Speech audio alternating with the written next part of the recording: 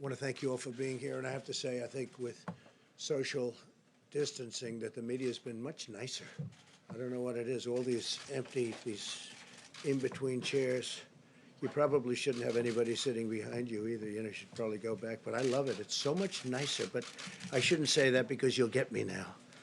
This was something that happened that was, some people would say, an act of God. I don't view it as an act of God. I would view it as something that just surprised the whole world. And if people would have known about it, it could have been stopped in place. It could have been stopped right where it came from, China. If we would have known about it, if they would have known about it. But now the whole world almost is inflicted with this horrible virus, and it's too bad. It's too bad. As we race to develop a vaccine, we're also pursuing antiviral therapies, and that's what really we're going to be talking to you about today. That's the purpose of being up here today.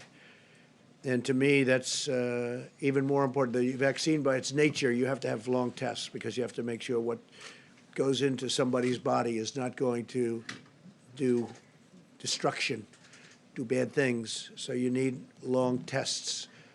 And they're doing great with the vaccines, but it's still a long process. But the therapies are something we can move on much faster, potentially. I just want to be clear about this.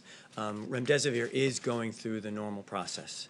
We are using our internal processes at FDA to set up with the company the protocols to actually collect the data. And you're right, we need to actually know about the safety and the effectiveness, and that's done through the clinical trial process. We know many of you are home practicing the president's guidelines for social distancing. But one thing we should all consider, especially our millennials and Gen Z, is donating blood. Social distancing does not have to mean social disengagement. So give blood today. You'll feel good about it, and you'll be helping your country and your community during this crisis. I don't know if they're sitting like you people are sitting. You're actually sitting too close.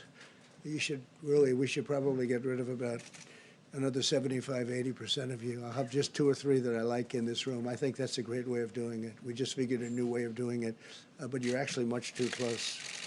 You two. It amazes me when I read the things that I read. It amazes me when I read the Wall Street Journal, which is always so negative. It amazes me when I read the New York Times. Is not even, I barely read it. We don't distribute it in the White House anymore, and the same thing with the Washington Post. Because, you see, I know the truth.